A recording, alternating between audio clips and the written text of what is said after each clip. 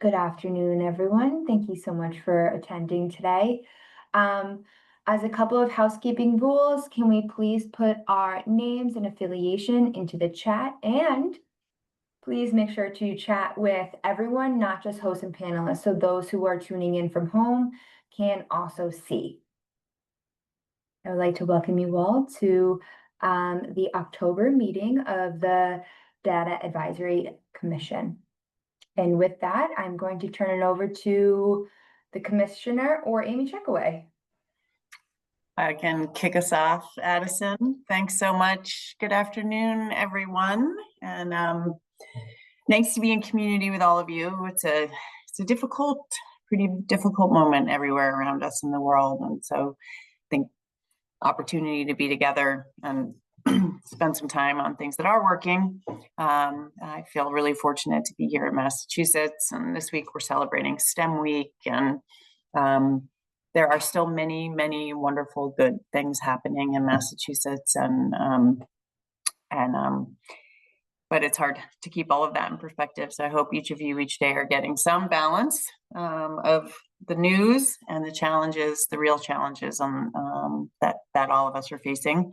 I see Michelle Haymowitz, and we're all standing with the Head Start community right now, and we look forward to supporting all of you during this period. But today we are focused on data. And as you all know, this has been a huge priority for the agency and for the legislature and for the governor to be as much of a data-informed and data-driven agency as we possibly can. And a key part of that is making sure that our stakeholders are working with us as we develop our research agenda, as we understand the data that's coming in, as we identify new opportunities for identifying new research and data that's needed. This commission has a pretty significant and solidified charge, and I think the team's going to review it for you. I apologize, I missed the very first meeting last quarter, but I'm really happy to be able to join you today. On the team, also driven by the statutory language and mandate, and also our own research agenda, has a real strategy for sort of moving through each of our key areas of focus at the agency and getting feedback from the Data Advisory Commission. Today, we're going to take a slight deviation from that. We are, as many of you know, and have been helping with and working on our 5-year strategic action plan.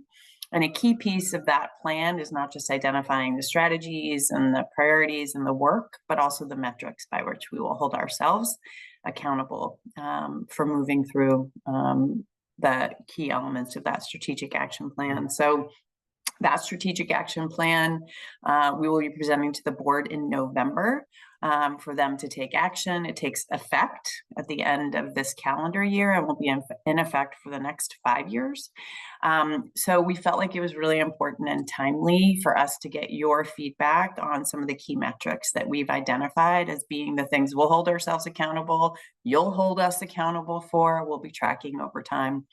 And we've identified ones that currently exist that we'll be tracking, and also some aspirational ones that we hope to be able to develop the capacity one way or the other to be able to track over time.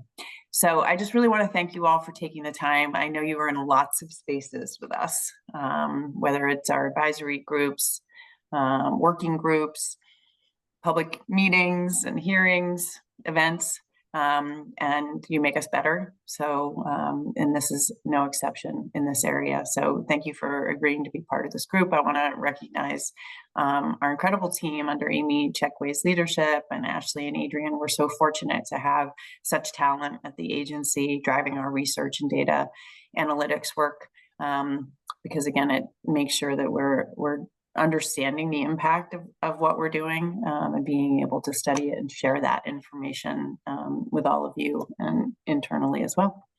So with that, Mark, I know this is a big priority for you and for the Secretary's office. So Mark Riley, I wanted to see if you had a few words for the Data Advisory Committee, and then we will happily turn it over to the team. Thank you so much, Commissioner, and welcome and hello, everyone. Just super excited on behalf of Team Tut to just welcome you to this third meeting of our group. And I'm really excited about what Amy and the team have put together, the double Amy's, Commissioner and Amy Checkaway and team as well. We've got a really good sort of set of information to share and gather feedback from you all on for the meeting. So really don't want to take up more time with me blabbing, because we're really here to convene you all and to get your perspectives on some of the ideas that are percolating now. So looking forward to the conversation. Welcome. Welcome, everyone. Echo the appreciation for your time during this time in our history. And with that, I think we're going to sort of kick off our formal agenda. If my wonderful colleague Ashley could bring up the screen, thank you so much, and then carry on to the agenda. Great.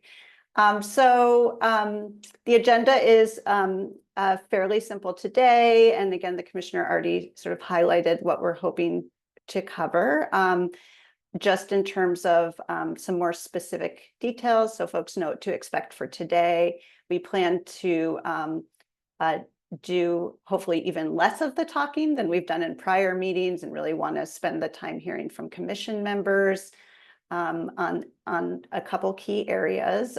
We hope to spend about 45 minutes today, plus or minus a few, on the strategic action plan metrics, and then reserve 20 to 25 minutes, depending on how many comments folks have and feedback on starting to talk about the Commission's annual reporting requirements and some initial directions for recommendations. Before we move forward with our first sort of review agenda item, I just wanted to point out one additional logistical detail. Folks are encouraged to obviously raise your hand. We will be pausing at a couple points and throughout the metrics for, again, time for folks to ask questions, share feedback, considerations. And if you do put something in the chat, again, as Addison mentioned, if you could make sure it goes to all attendees. And also, we're going to try to, as best we can, read any substantive comments, so that way they can also be reflected in the official record, and folks who might be listening but not watching can hear live as well. So next slide, please. I think we have included this reminder both to ourselves, but also to continue to share with the Commission some of EEC's priority research and data focus areas. I think we as a team and as an agency and as a secretariat find this really grounding. And again, also just want to continue to point out the alignment between many of our focus areas, and there are even more beyond this, but trying to stay focused, make progress, and also link to the conversations that are happening in the this commission, and in other spaces as well. Next slide. And I think we continue to just, again, want to remind ourselves and everyone of the formal charge of the commission.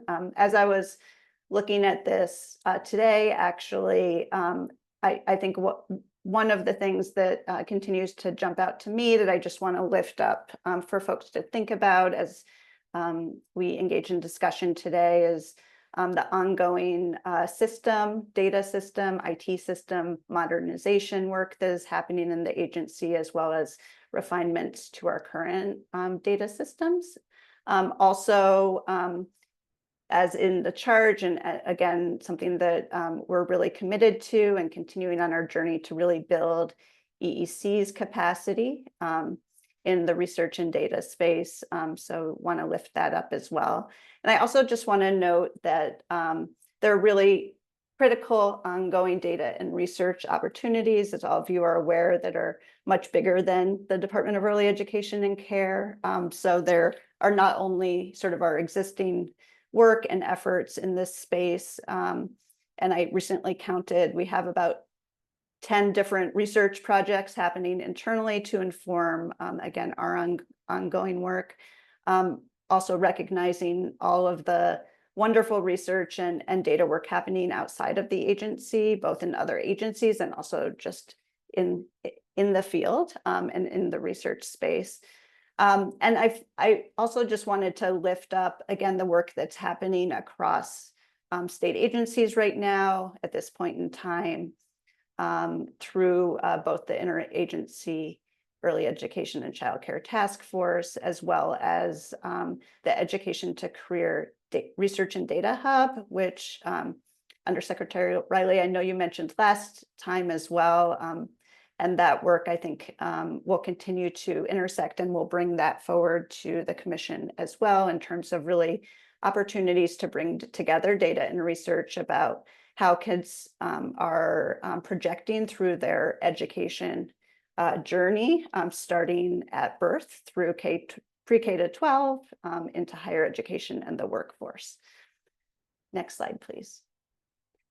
So we're also going to be, again, talking later today as we move into the end of the calendar year about the annual report from the commission and reporting requirements. And so more to come on that. So I am going to turn it over to our Senior Director of Data Analytics, Adrienne Murphy, for the next part of the agenda. Great, thanks, Amy. Now that Amy laid out a little bit about the charge of the commission, I'm hoping to share a little bit about where the commission has been over the last 6 months, and then where we plan to head for the remainder of the fiscal year. Ashley, perfect. So this slide, which we initially shared at our kickoff meeting back in April, outlines the areas in which the commission the agency per statute with the support of the commission is required to collect and report on the various data elements. So after our kickoff meeting in April, the commission spent the July 2025 meeting digging into family access data and research, which includes the 4 topics numbered in red here. We really, of course, valued the insight of this group as we reflected on our family access research and data. And we hope that you will see many of those reflections in some of the initial brainstorming that we'll talk about later today in regard to potential directions for the commission's recommendations. As the commissioner noted in her opening comments, we're taking a little bit of a detour or a pause in this regular cadence in order to really do a deeper dive into EEC's strategic action plan metrics. And then we'll plan to continue back on this journey at our next meeting in January with a focus on the workforce. And then at our March meeting with a focus on licensed early education and care programs on the program quality and program stability space. And with that, I'll turn it over to Emily to walk us through today's focus on the strategic action plan metrics. Lovely. Thank you, Adrienne. Hi, everyone. I think I've met some of you, but not all of you. So lovely to meet you virtually in this space. I'm Emily Connor-Simons. I'm the Director of Special Projects at EEC. And one of my special projects for this year has been working on our next 5-year strategic action plan, as the commissioner named earlier. So we're really going to spend the bulk of our meeting today getting your input and feedback on our proposed metrics for this strategic action plan, which will really walk through our proposed goals and work for 2026 to 2030. So just to give you a sense of what this year and process has looked like so far in drafting our strategic action plan, this spring, we started with lots of internal conversations at EEC to begin drafting some 5-year goals, some examples of activities that we plan to complete over the next 5 years, all based on the current work we were doing, research in the field, and the significant amount of engagement that the agency has done over the last several years. This summer, we had the wonderful opportunity to engage with several external stakeholders, including many of you, to collect some feedback on those draft 5-year goals, as well as the activities that we were envisioning for the next 5 years. During that time, internally, we were also starting to work on some ideas for these metrics that we wanted to include in the plan. So right now we are in this kind of fall final feedback phase. We got some feedback from our board, from our workforce and advisory councils last month, and are today bringing some ideas to you all to collect your input. And then, as the commissioner mentioned, we are planning to bring the strategic plan to the board next month and to have them vote on it in December. So a little bit of context as we jump into our priority for the conversation today. As you are likely aware, we as an agency use these 5 strategic objectives to really organize our work and keep us focused on kind of our key outcomes as well as our key audiences and stakeholders that we work with. We are also using these strategic objectives to organize our strategic action plan for the next 5 years. So our strategic action plan is going to have a section on family access, on program quality, etc. And so as we go through the slide deck today, we will have a slide on each of these strategic objectives where we will name kind of the goals for that strategic objective over the next 5 years, and then some of the metrics that we want to use to measure progress towards those goals. So just as a heads up that this will sort of be the organizing framework for our conversation today. So now to dig a little bit more into these metrics that you've heard named a couple of times, I wanted to kind of walk you through how over the last few months we have brainstormed the list of metrics that we'll be sharing with you today. So we really started by consulting with members of the policy strategy and research team, who are the ones really closest to the data at EEC and uniquely positioned in their collaborations with members across the agency. And so we felt like those folks would have kind of the deepest understanding of the sort of data and metrics that we collect, that we might think about collecting, and the ways that folks across the agency, from our licensing team to across different parts of the agency, are thinking about what data we can collect, what data we are collecting, and how we want to measure progress. And so that group generated a pretty broad list of potential metrics that we could use to measure progress towards the draft 5-year goals that we had drafted. We then went through that very, very large list of metrics and disaggregated it by what is the data that we're currently collecting and sharing publicly, that we are currently collecting but not sharing publicly, and data that we're not currently or don't currently have the capacity to collect, to get a better sense of kind of what would it take to really start collecting different types of data. And then from that, we narrowed down from this really, really broad list to a smaller list of 10 to 20 potential metrics for each of our 5 strategic objectives, really trying to pick the metrics that we felt were best aligned with the goals that we've set for the next 5 years, and thinking about that feasibility of collection and tracking. So from there, some members of the leadership of the policy strategy and research team met to kind of further narrow that list down. So we tried to prioritize kind of the top 5 to 7 metrics for family access, for program quality, et cetera, for each of our strategic objectives, really trying to, again, kind of focus on what are the clearest and cleanest ways to measure the goals that we've set for the next 5 years, and how can we balance a mix of metrics that we're already collecting with maybe some new metrics that we want to start collecting. We then brought those metric ideas to our executive team, who reviewed them, shared some comments and suggestions, as well as to the commissioner, who did the same. And so what we're bringing to you today is really a list of metrics that have been vetted and reviewed and built based on input from a pretty wide range of people across the agency. So on the next slide, we'll jump into what we're really doing today. So we want to work with you to review the draft metrics that we are including in our strategic action plan.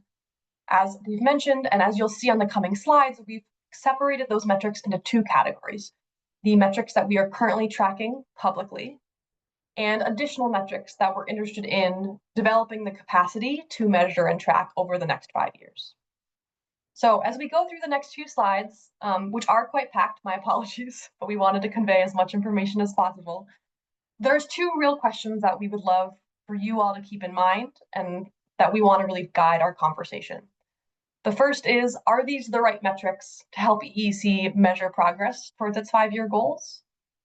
And as you look at the metrics on the slide, what additional metrics do you think would help EEC demonstrate progress on its 5-year goals? Any questions on what we're about to do before I have us jump in?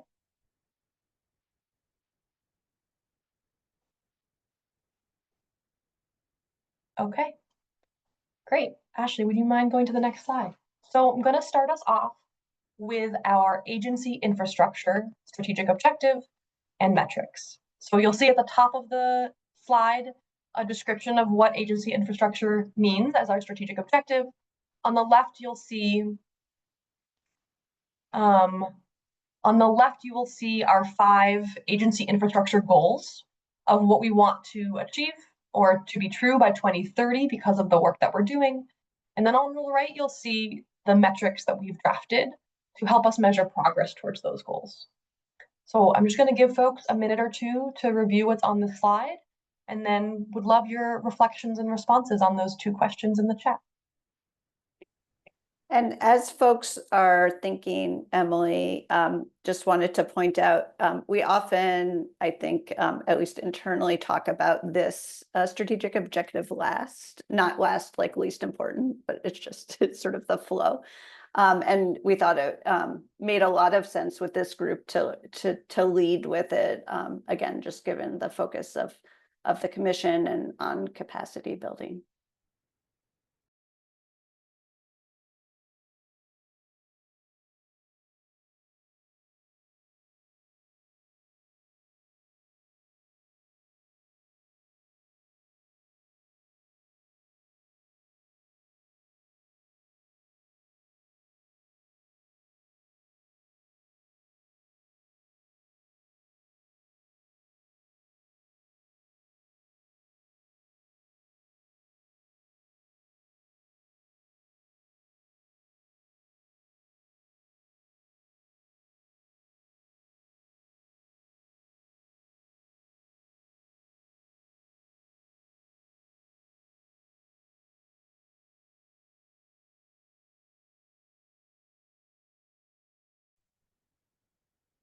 Amy, do you mind going into what you mean by usership for the KPI dashboard? Over to Adrian. Yeah, I mean, I think we both want to be able to track the number of sort of web hits and traffic on the dashboard, but also the ways in which our partners in the field are using the data to inform work beyond the dashboard itself. So I think here we're thinking both about sort of quantitative and qualitative information about dashboard usership.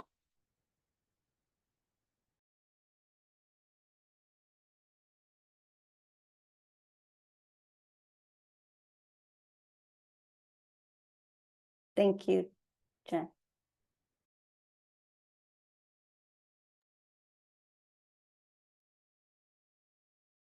Other thoughts or reflections? Do these look like the right metrics to measure progress on the goals you see on the left? Are there other metrics that you think would help us measure progress? Or do you have questions about the metrics that we have listed here?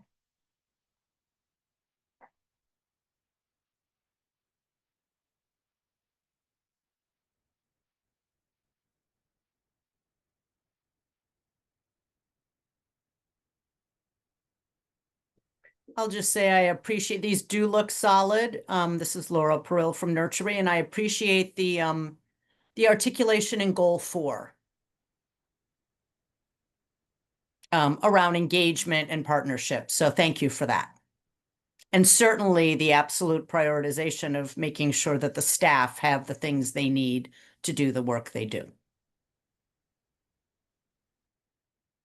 Laura, Great, thank you. Are there any other ways you can think of off the top of your head, and or feel free to give it a moment, that we might be able to start to sort of measure that or like sort of track that? Again, it doesn't have to be quantitative, just anything come to mind there? Thanks, Amy, for that question. I was going to save this for when we got to, I forget which number it is, the program stability. But one thing that I did notice, and I'm glad you mentioned not necessarily data, but also qualitative. I did notice a reference to user satisfaction surveys, family satisfaction or feedback surveys in nearly every priority except for the one related to program stability. So maybe that's a little food for thought for the EEC team. Beyond data that says what programs are doing or whether we're meeting this standard or how big we are, how small we are, how many we have enrolled, there might be an opportunity for some user satisfaction survey related to the partnership and engagement between, that very central partnership between EEC and provider programs. Thank you, Laura. Really appreciate that. Marissa and then Kate. Amy, I was just thinking for goal number 4, it could be something tied maybe to the public comment or the various work groups that EEC is holding, trying to track how much feedback is coming in through those different avenues could be a helpful way to measure that. Thank you, Marissa. Kate? I guess what I wanted to emphasize was, I think for many people, number 5 is kind of number 1. And that is no disrespect to the EEC workforce. But for us in the seats of providers, I think anything you can do to simplify the technology interface would be an enormous win for all providers. Absolutely. That is our goal. Thank you, Kate. Does anyone have any final thoughts on the metrics that we have listed here for agency infrastructure before I move us on to our next slide?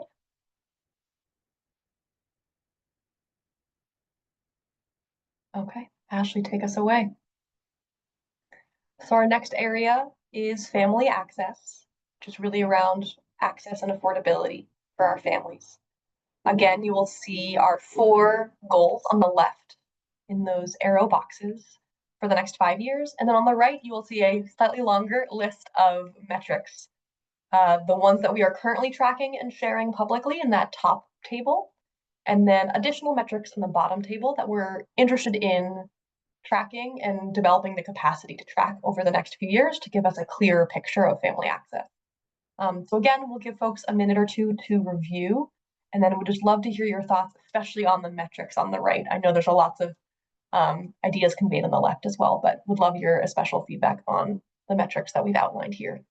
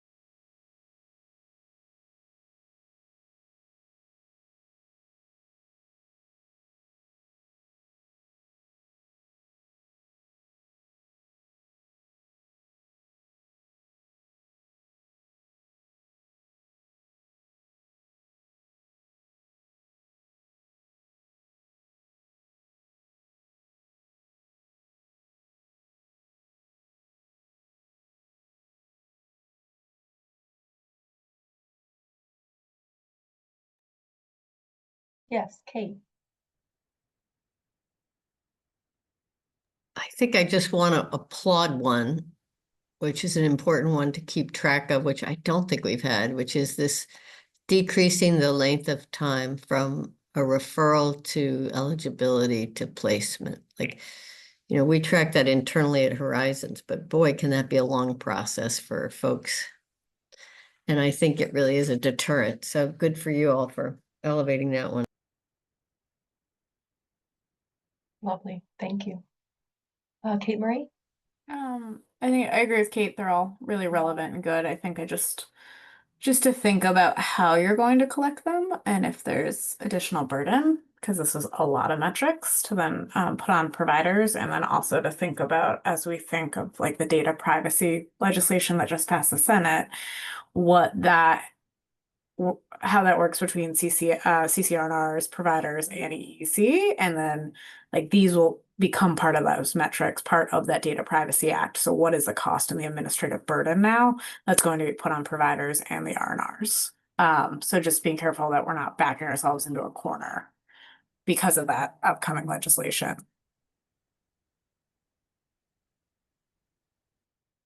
Thank you, Kate Marie. Adrian, Amy, any comments or reactions on that? Okay. definitely a good thing for us to keep in mind. So I appreciate the naming it. Michelle.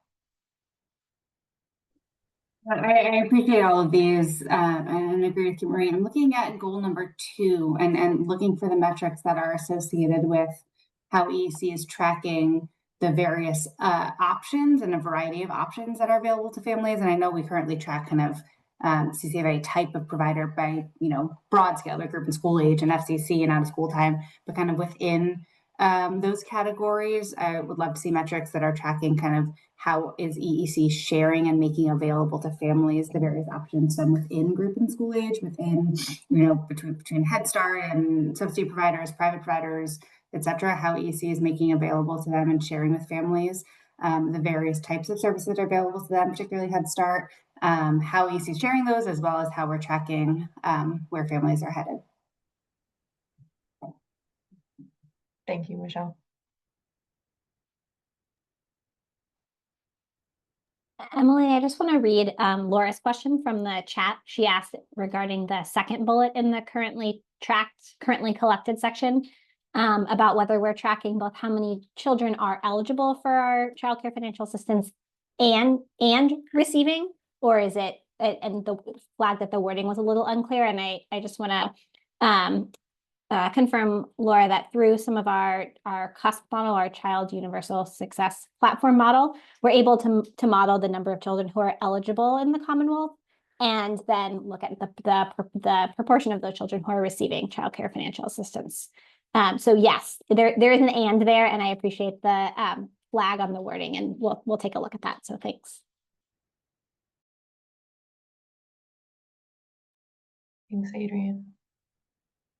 Any other reflections from folks on if these seem like the right metrics to help us measure progress on these goals, or if there are additional metrics you think would be helpful? Yeah, Ellen. Okay, thank you. Sorry, this is a yes is the answer. I think these are great and helpful. Just another clarifying question, and one of the additional metrics in the middle there, decrease the average family co-payment as a percentage of household income. So something I think about a lot. Is this referring just to families who receive financial assistance, or is this all families accessing licensed care? That is a great question. I'm not 100% sure. The latter would be amazing. I don't know if that's possible at this point, but yeah, the more data. I don't think we have access to that data. So we're probably just starting with the families that are receiving childcare financial assistance, but it would be amazing. But maybe eventually through C3 we will get that. Thank you. Yeah. But I should let the research team actually answer that, or data team. Adrian, were you going to jump in?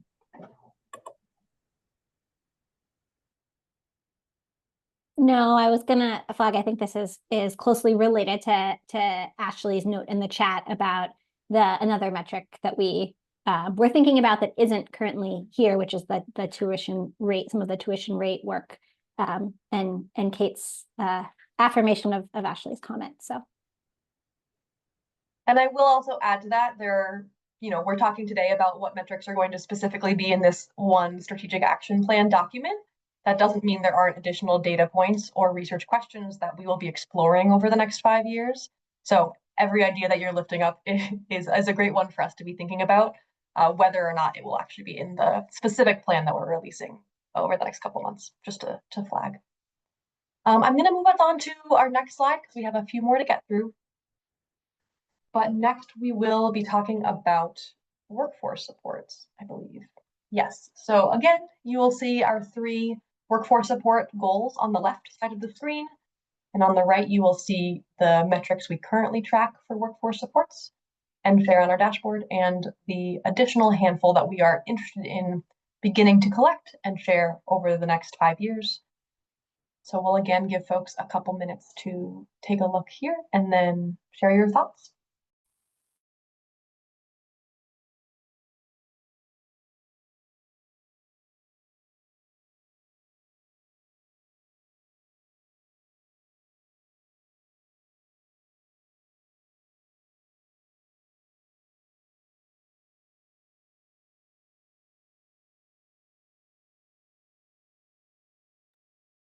I'm just noting Kate's note from really the last slide, but I think it might really connect here and wonder whether the, for example, the second bullet might start to speak to what was on Kate's mind. But I bet Kate can tell us what's on Kate's mind better than I can. No, it's funny. I guess I don't remember seeing that, but yes, it speaks to it because I just think the more obvious we make it, the more pressure we put on people to do better on salaries. So, but one of the things I think is interesting is why do we always focus on turnover as opposed to retention? So at Horizons, we talk a lot about retention rates of teachers as opposed to it's kind of trying to be more positive versus but I love that, Kate, as a different framing.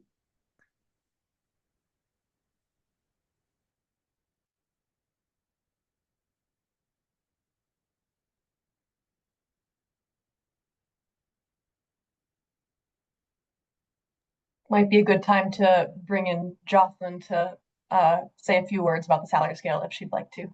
Yeah, thank you. I noticed there are a couple of questions, but this is very much under development. We've sort of mapped out our first pass at, what would it look like to create a salary scale where you're grounding the salary scale in a living wage and progressing educators up to a salary that is commensurate with one that would be received for similar qualifications in the public school. I think our plan for the next step is to start vetting this and getting feedback on the structure and start thinking about what would it look like to implement a salary scale, both in terms of making it public, but also, sort of just thinking about the nuts and bolts of that. So more to come on that. But Jen, to your question, there isn't one right now that we are saying is the salary scale. We're really in the process of developing that. Thanks, Jocelyn. Victoria and then Laura. Yeah, I was gonna put in the chat as well, and I'm sure this is something that, is on a lot of people's minds, but just thinking about compensation for family childcare, providers, educators, and assistants as well, and how we're making sure to keep them included in this conversation. Absolutely. Thank you, Victoria. Laura? Thanks, Victoria, for that comment, cosign on that. Jocelyn, this may not be the place because I know we're here to talk about data and not about implementation rollouts, but I was wondering if you could even just in a sentence or two say what the implementation of a salary scale looks like, because is this a model that you're hoping to encourage, sort of a best practice goal that you're hoping to encourage programs to, or when you say implement, it sounds like you are implementing something, and I'm just trying to figure out how that works, for programs and providers.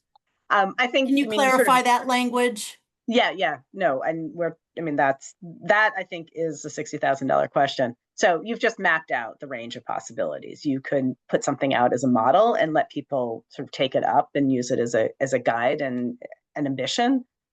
You could build in expectations around it. I think it's clear in some of the C3 language that we've gotten that there is an expectation or hope on the part of the legislature that a salary scale would help set some incentives for higher salaries in C3.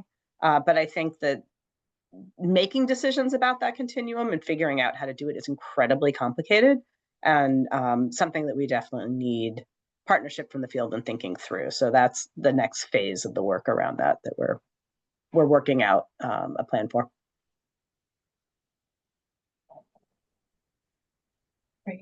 Any final thoughts, questions on the metrics that we have on this slide? I know there's a lot that could be discussed about the salary scale model, but I do want to make sure we're keeping our eyes on the metrics. We'll find another time to talk about the salary scale. That is my promise to you. A whole session on just the salary scale model. Kate, I see your hand, and then Marissa. So I just want to ask, I know that I sometimes come in out of left field on stuff, but this workforce support to me to drive quality outcomes in a classroom has to do with being able to track the ongoing coaching and development of our educators. Does anyone have a plan to try and enrich this process to get back to kind of what drives quality inside of an early education program, and how do you like, I just didn't, I know that this is where starting, this is not a criticism. I struggle with this at Horizons, and I now have a complete map of every activity that's happening and when teachers are getting evaluated and coached, because it's like that drives quality. So, but where are we going to start talking again about that kind of thing, and how do we measure it? And yeah, I can jump in briefly, but I think there's more on that when we get to the quality part of the discussion. But I will just say, I think that what we've been really working on in the agency is the fact that the supports for the educator and the skills of the educator and the ways in which the educators are supported within their program to do the job well, and the infrastructure that the program provides to support the practice are sort of the core of the quality work. So it's both in terms of the extent to which educators have access for ongoing professional learning, but there's also a lot that happens at the program level to support them in using that skill effectively in learning and growing on site. And then also some things like the resources that are available, materials, the curriculum resources, those pieces as well that are things that the program provides. So we're thinking about all of those as a package. And we will definitely see a little bit more on that concretely, Kate, in 2 slides from now, but I appreciate you bringing it up. Marissa. Mine's quick. Just the flag around the educator portal. I was thinking that there might be some metrics related to who is the workforce in Massachusetts that could be really interesting to collect here too. Like I was thinking back to the previous slide and talking about sort of language access for families, like better understanding how many educators speak multiple languages and what languages they speak could be an interesting metric to collect. That's a great call out. Thank you. I know that is a big part of our work on the educator portal is the language accessibility of it. So definitely will be data that we will be curious to see. Okay, I'm going to shift us to our next slide, which is around program stability. You know the drill. We have 3 goals on the left, metrics on the right. We'll give folks a little time to take a look, and then really curious to hear about the metrics that we have on the right, kind of what you think they get right, and if there are any that you think are missing that would help us measure progress towards these program stability goals.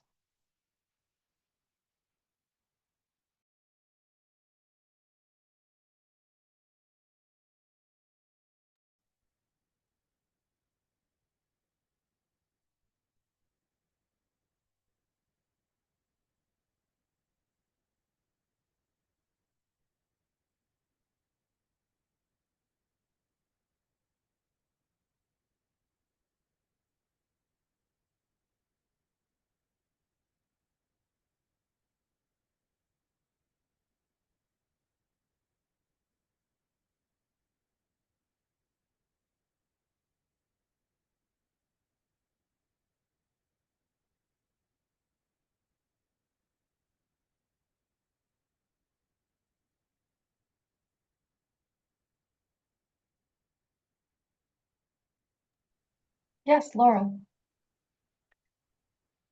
Thank you. Just one question, and then just to circle back to my earlier point.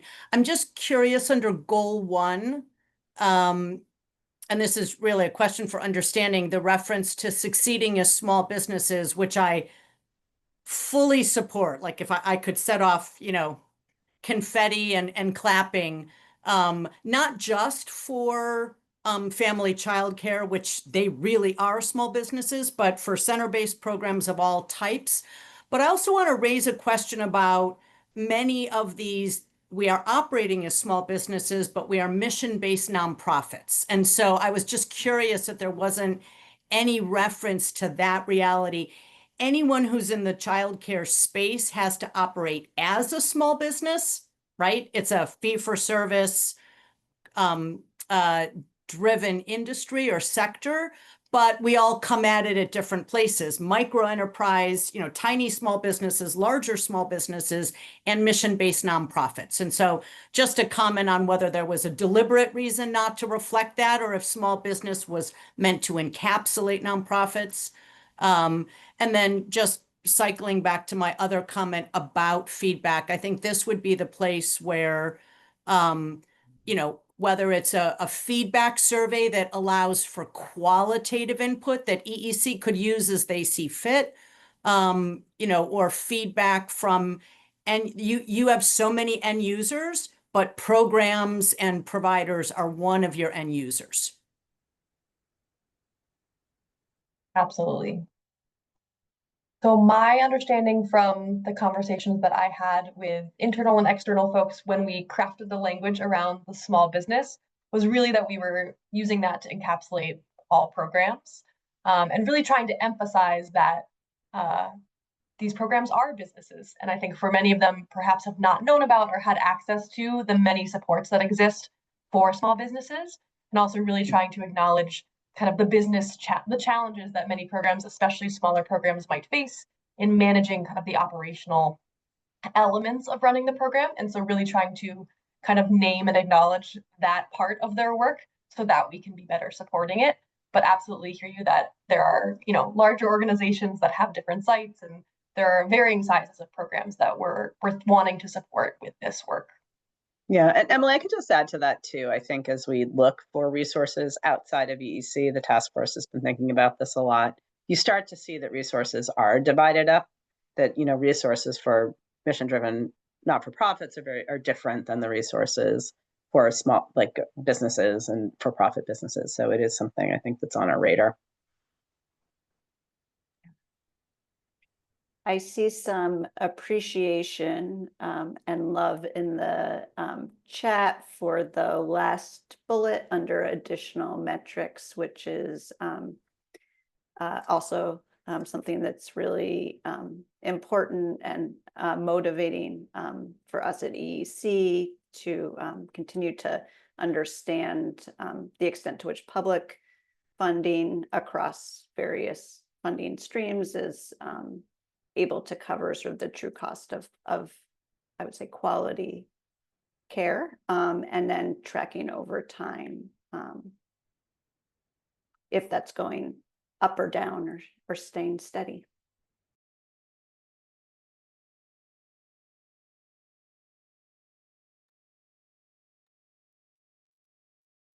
Any other comments on the metrics that we have listed here for stability?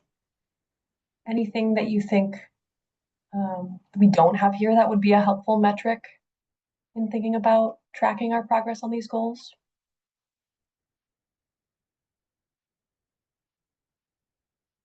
Okay. If not, I'm going to move us forwards to our final slide. So this one, per several comments that have been made around program quality and the importance of coaching and support for educators, you will see all of that on this slide. So here we have our program quality goals on the left for the next 5 years, which are really largely based around these ideas of coaching and educator and director support. And then you will see our metrics on the right, our proposed metrics, which are largely ones that we would need to develop the capacity to track and share over the next few years. So again, we'll give folks a little time to review, and then excited to hear your thoughts.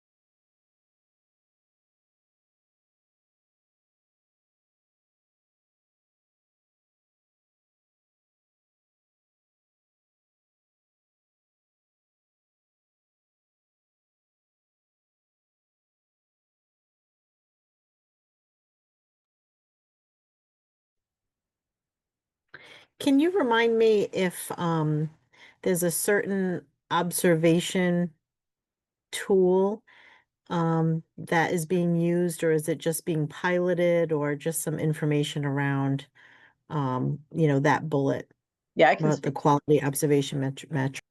Yeah, so we're effectively piloting an integrated approach to technical assistance and support around all of these things with the contracted providers. And within that work, we have launched the use of class observations in a sample of classrooms just to get a sort of baseline sense of where things stand. And that would be something that we could use to continue to understand for ourselves as an agency the sort of where levels of quality is measured by that tool set. Also fully understand that there's a lot of discussion that could be had around other tools that could be useful, both for supporting, like being used as part of feedback loops to support educators in improving, and also to be responsive to the nuances of different program types, like out of school time in particular. So that's really a starting place. I think it's something that we would like to, in future years, mature, but that's where we are right now.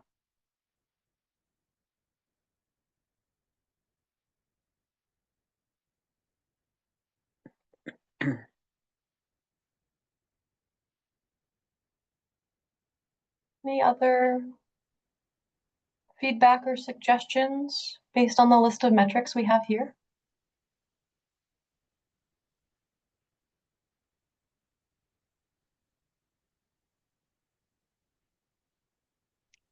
These will also continue to evolve as everything evolves. So just want to remind everybody of that. It's really helpful to again use this opportunity today to get additional perspectives. And all of this is a work in progress.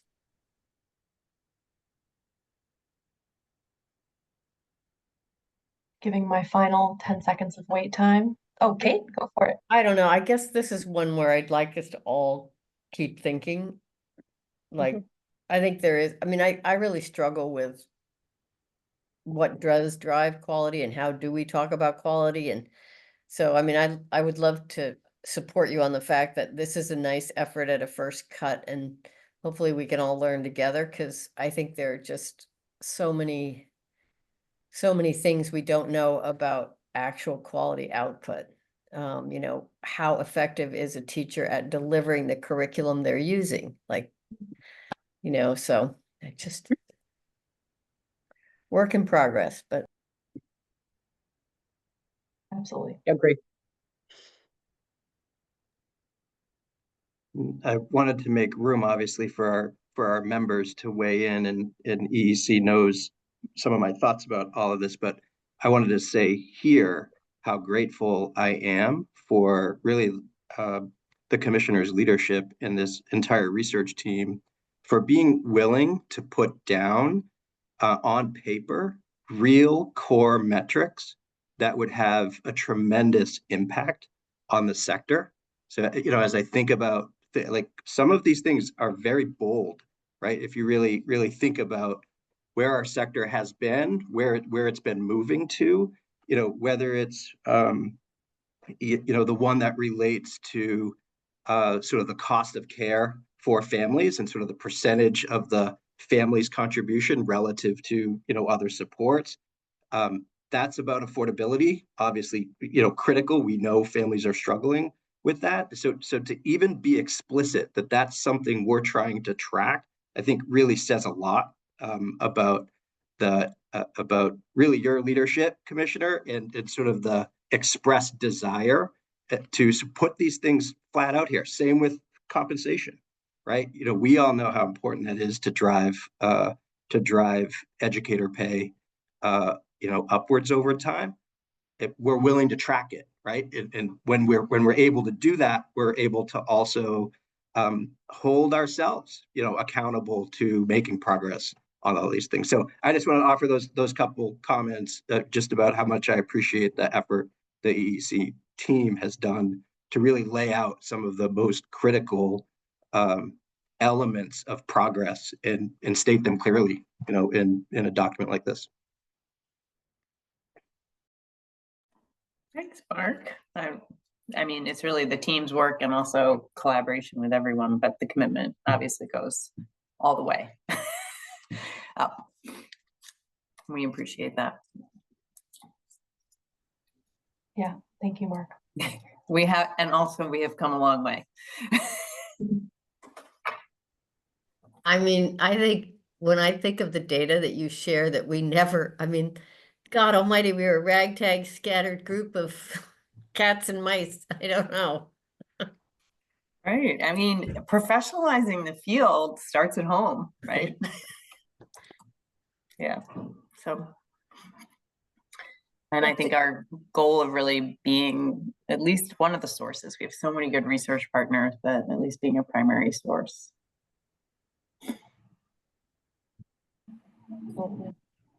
Any final thoughts? Emily, Oh. I don't know if it was said, so in case not, just want to acknowledge the importance of out of school time, just thinking about what metrics but also the goals and the quality space and across the board. So, thank you to Jen and others, Kate Marie.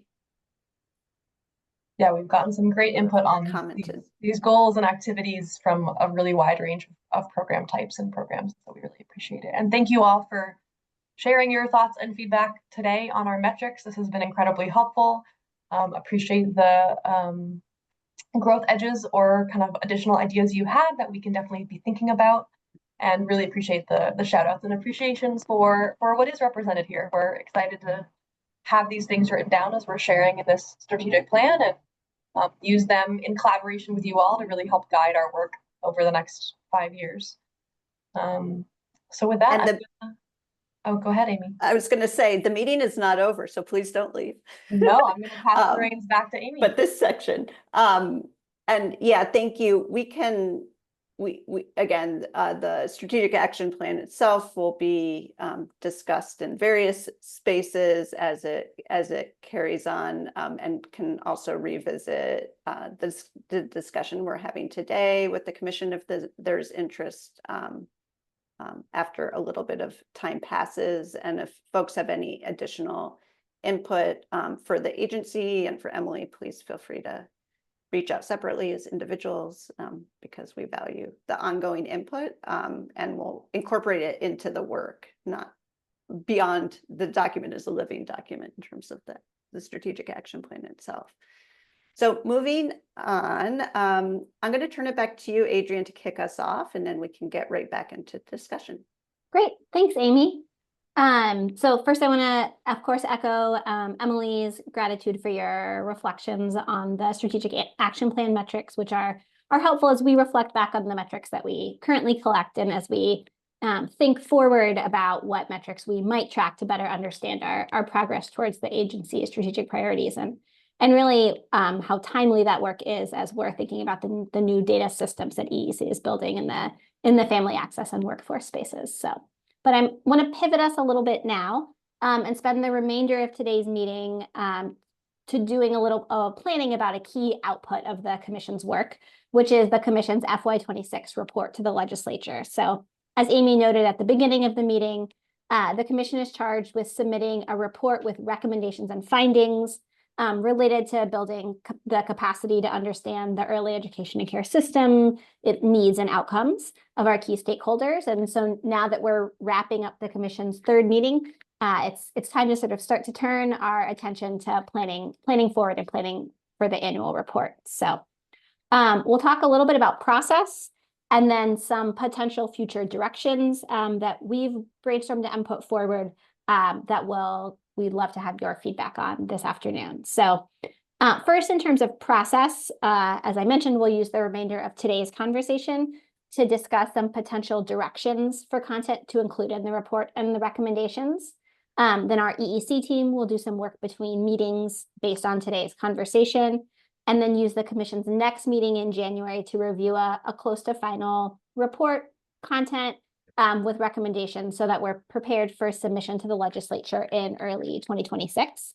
Our goal in designing this process is to craft a process that allows for multiple rounds of input and consultation with the commission, and some work for EEC and in partnership with EOE and other key internal partners doing the work between meetings to keep the process moving towards a final report and recommendations. Thanks, Ashley. In terms of content, we've done some work really looking back on the conversations we've had over the first 2 meetings, and I hope that I think you'll see some of the conversation that has happened today also reflected here, to really tee up a conversation about potential directions and potential focus areas for the report. So in regard to the content, we're suggesting here that we group the recommendations in alignment with EEC's priority research and data focus areas. The slide that Amy showed a while back that includes identifying key data and analyses that we need to understand the landscape and inform our policy decisions, expanding public access to EEC data and analyses, and then improving data quality and streamlining data collection. So our initial thinking here is that we'd suggest sort of grouping the recommendations under those focus areas. And then I'm not going to read through each of the potential directions, but I'll hit on some highlights here, which is in the identifying key analyses. We're suggesting some directions around the agency's research agenda, around the research and analyses to inform ongoing decision-making, which we really believe echo some of the key themes that we heard at the Family Access meeting in July. And then some recommendations around tracking the strategic action plan metrics that have been the focus of today's conversation. In the expanding public access to EEC data and analyses, we've brainstormed some potential directions for the recommendations around our publicly available dashboards, which of course include many of the strategic action plan metrics that Emily led us through the discussion of today, as well as our data briefs. And then Ashley, if you want to hop to the next slide. And then in terms of data quality and streamlining data collection, we're suggesting some potential recommendation areas around the modernization of our technology systems, and really a focus on data quality and streamlined data collection, both in the development of our new portals as well as in our current data systems. So certainly we're eager to get your input and feedback, and I'll turn it over to you, Amy, to lead us in discussion here. Thanks. Thank you. I know that was like a lot. Thought it might be helpful just as we kick off this conversation again to put some concrete potential ideas in a slide, but really open to really any and all suggestions and thoughts, and like what you all would like to see in terms of both the content of the report, but also the priorities and direction for the commission and for the agency. And as I mentioned at the beginning of the meeting, we can think well beyond EEC as well in this conversation. And so really eager to hear both in terms of, again, if sort of the areas of recommendations resonate with each of you, any suggestions, big or small. Are there additional focus areas that you would like to see the commission put forth? Very open there. And really any additional content, any details, initiatives, or capacities that from your perspective and from the perspectives of folks you represent, you would hope to see included in the commission's report, which we recognize doesn't reflect a lot of time together so far, but really want to use this as an opportunity to, again, continue to build capacity and also understanding of the implementation and impacts of investments that are going on, and also areas for growth and improvement as well. So Ashley, thank you for putting those discussion questions in the chat. I would actually love to see everybody, but if there's a preference to put the slides back up at any moment in terms of the focus areas, we can do that real time too. So this is just the first conversation. And again, if there's questions about process, I'm happy to answer those, but let's start with the content.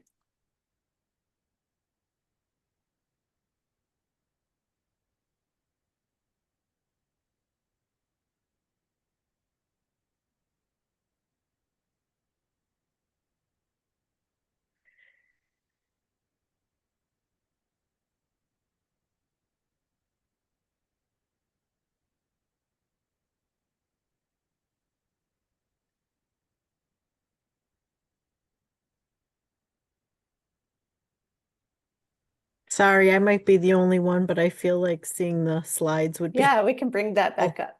Totally.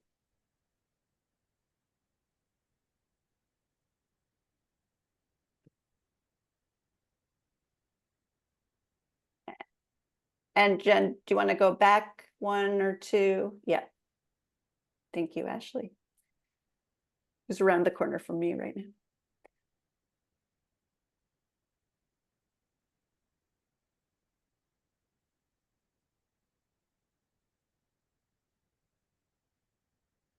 We'll continue to also look in the chat, and especially if there are any folks who haven't had a chance to share your perspective today, encourage you to do so again today or in our next meeting.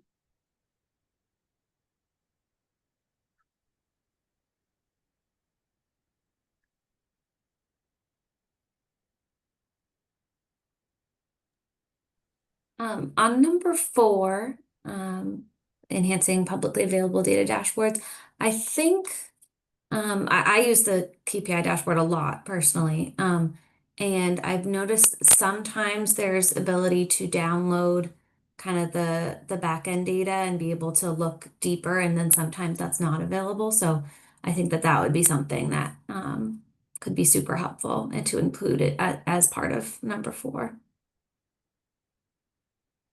Thank you, Victoria. Absolutely.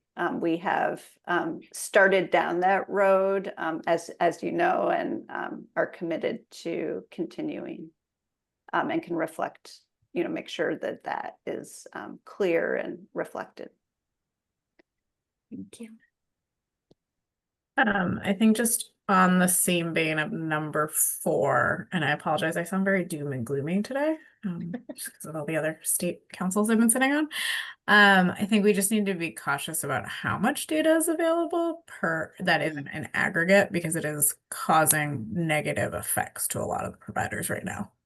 And so that, just thinking about as a focus area, what are the repercussions of how much public data we have out there? Yeah, Kate Marie, that is such an important point. I know it also came up in this commission's last meeting as well, and very sensitive to that right now, both in terms of just being aware of all of the data that we do share, and then thinking forward about implications, and would really welcome input from where you all sit, like as outside of this meeting as well, if there are particular things coming up.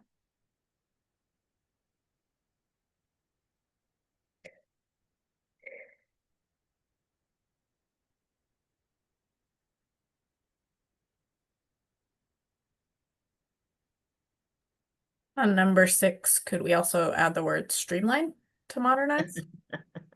Yes. Do you want to say anything more there, generally or specifically? I mean, Kate laughed, so I'm sure she has thoughts. I think we have data everywhere. We have different systems everywhere.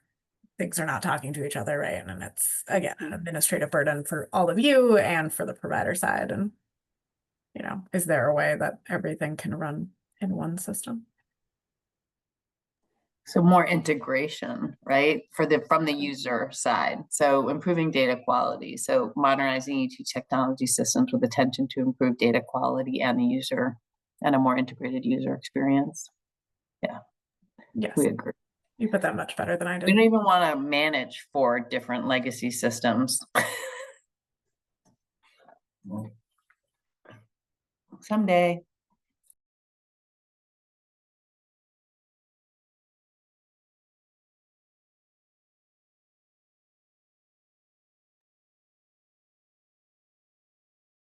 What else is missing?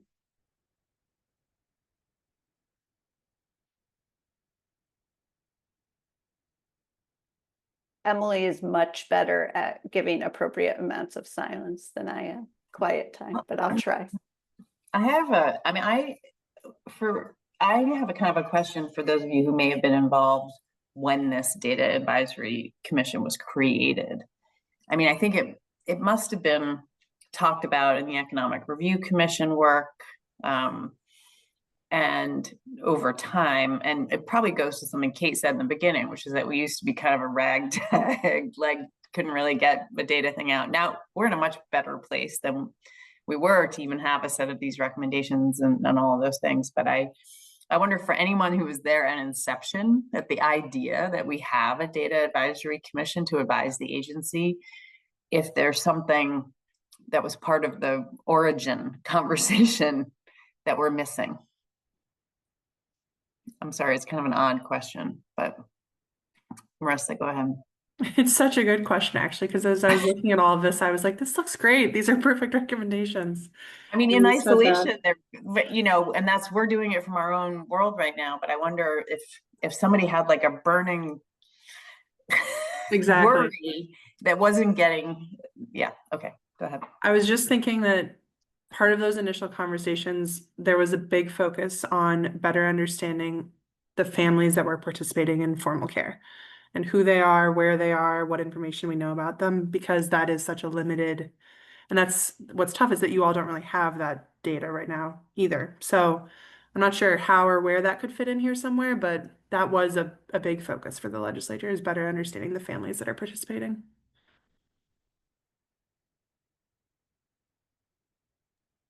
Marissa well, not to put you on the spot, I'll just ask the group. If that direction is something that would be of interest to this commission now.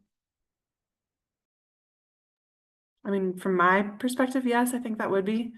Even when we were talking about the strategic plan and some of those metrics, I was thinking, I think Kate Marie, it was maybe you that suggested this, but better understanding within formal care, like group and school age and family childcare, and how families are understanding those options. But I'd also be really curious to know sort of families that are opting out of the formal care system. Where are they utilizing childcare in any kind? Are they at home with their children themselves? Are they using family friend and neighbor? Like, there is a lot of adjacent to the EEC formal care system information that we don't really have access to right now. That would be really helpful to learn more about.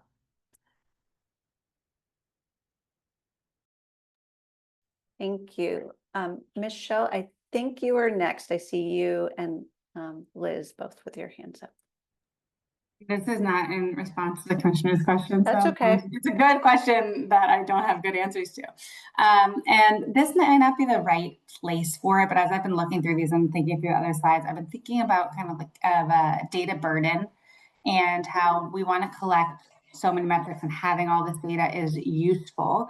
But as we add more data and as we even just kind of compile and look at the existing data we have, the level of data burden we put on both providers and on staff when we think about BRC and PQR and the ways in which we ask both our staff and our programs to collect and share data on oftentimes, shoestring admin staff. And so I'd love to kind of see a goal somewhere, maybe it's focus area here, maybe it's a goal elsewhere around finding creative ways to collect and review data while minimizing data burden on both programs and staff. Yes, thank you, Michelle. And I'm going to hold back from participating too much or going back and forth, but I also think about just opportunities, not it's not always necessary, right, to learn from or gather information from all of something, like, you know, opportunities to in targeted ways or smaller ways, and again through research of different kinds, right, whether it's EEC EEC research, other folks who are engaged, and wanting to also just bring all of that together, so that we're not duplicating efforts, but also yeah, being sensitive to how many times we're tapping folks and for what. So thank you. I want to be able to take as many comments as possible and hear from as many folks as possible. So Liz, were you still? I will defer to Harold and if there's time after. Okay, great. Thank you, Liz. Good afternoon, everybody. I was just wondering, are we taking in consideration the food program and the interactions that we as a family child cares, and even any type of program has interact with the food system, especially like how much time do we spend on inputting all the information into the food program, and also the impact that does when we receive the reimbursement. I mean, that is a great help. I'm not going to lie on that, but I don't know if we are tracking that, and if you show it already, and I probably missed it, but I'm thinking that it's something that we should track, at least the time that every program is spent, the amount of hours just inputting this, because I think there's some room on improvement on that interface, that kid care website, and all relationships and all that. So just want to point that out. Thank you, Harold. Would love to follow up more about that. And yes, I mean, it's so important to understand everybody's experience and all the different things they're being asked to do and enter. And also, again, if and where there's opportunities to like not to work with other partners to leverage information that's already being collected. And I know that's a lot for the food program in particular. I'm sure for lots of things we do too.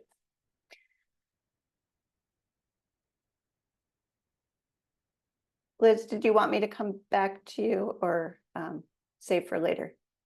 I'll just add part of what I was going to say to the commissioner's question about kind of the idea behind the commission. I just want to echo what was said earlier about the amount of data and therefore what's known about the sector now and what EDC has been able to collect and share compared to where things were 5 years ago. And I think the impetus around some of this, Mr. was mentioning learning more about families, I think also just knowing more about the landscape of the sector, and there is just so much more that we all know now as a result of the data that you all are collecting and sharing, and having the opportunity to kind of this cross section of people who are utilizing that data and having different relationships with sharing and learning from the data, being behind the benefit of having the commission, but just the information that you all have been able to provide to everyone who interacts with the sector in different ways as a result of building out these teams and collecting data over the last few years, I think is just very much night and day to where we were when all of this started.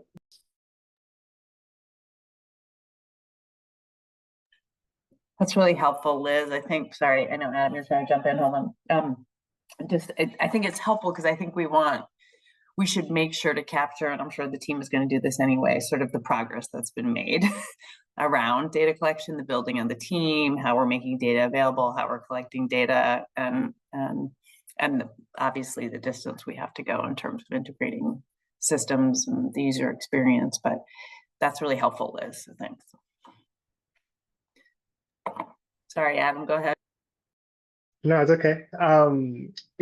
This may be, I don't know, I don't want to say nitpicky, but I think the goal I'm thinking about, the number 7 is awesome, and it just kind of, even Liz's comment made me think about I don't know, the iterative nature of kind of of refinement, and I think it would just be nice to capture in that in that kind of statement, that value of like, would the continual improvement is based on like the primary stakeholders, like being families, being folks who are in programs, people who are like using it for these purposes, kind of, and just capturing that, like, well, the improvements we're making are to the end of improving the experiences of folks using the systems, and to improving what we were able to accomplish with the data. And I think it permeates all that we're doing in this work, but I think being forward about like, no, this is iterative. We're not just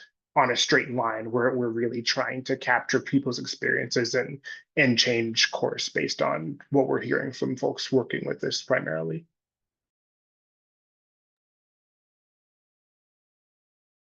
Thank you, Adam. That was not nitpicky. That was helpful.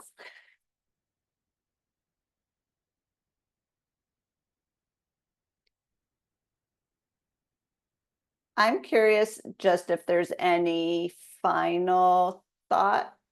Have time for probably 1 or 2 more, or questions before we get into minutes and closing out this meeting today.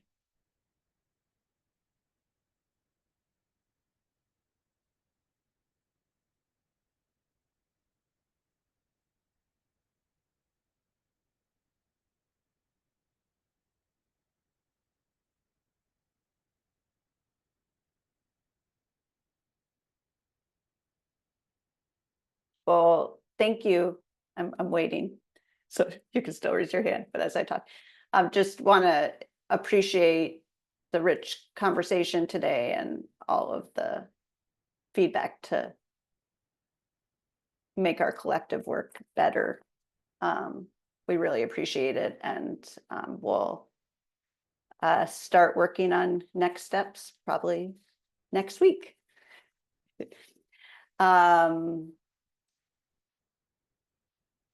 Want to just remind folks of the proposed schedule for our next meetings. And Adrian already talked about sort of some of our thoughts about the plans, and we'll be in touch if anything changes.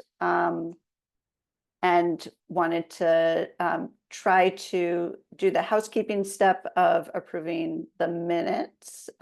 We sent out draft minutes to the commission in advance. Hopefully everybody received them. It's about 4 pages, although the first page is all the names of everybody. And wanted to see if anyone had any edits before hopefully the commission can formally approve, either with edits or without the draft minutes that were sent around, or if folks have any questions. They were very detailed. Maybe we may not always be quite as detailed, but we've been eager to just capture the discussion and be transparent about what's being talked about in these meetings for those who aren't able to be there. And these are posted online as they're approved.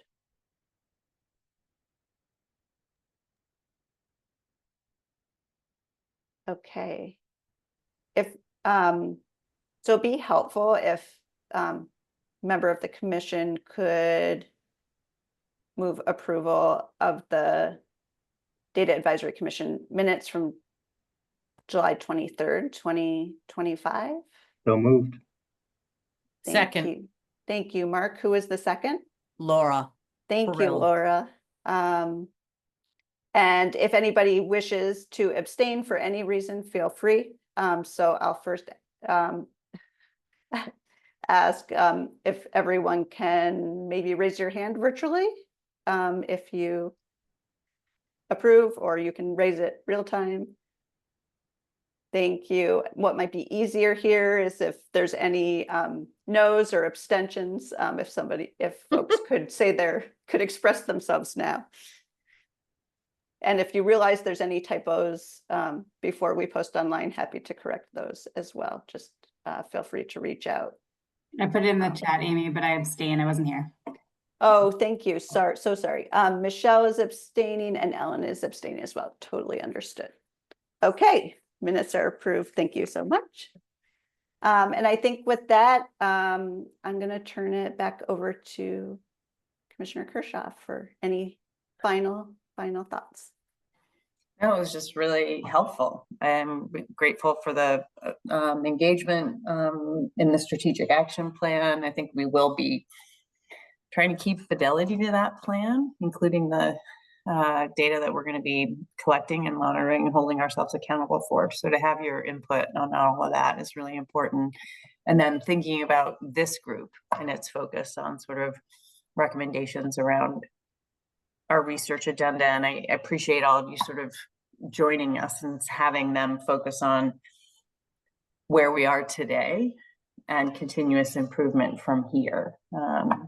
Because the statute, these guys are paying a lot of attention to the statutory language, and a lot of things have changed since that language came through. So appreciate this group's kind of engagement in the current state, recognizing we have a long way to go, but that there's been progress. So thank you. And Andrea, did you still your hand up for a comment, or is that a yay to the minutes? Okay, great. Well, with that, we'll give you 3 whole minutes back. I think we have a sandwich of sunshine today between 2 rainy days, so you might as well go out and capture a little bit of vitamin D while you can. All right, take care, everyone. Thank you.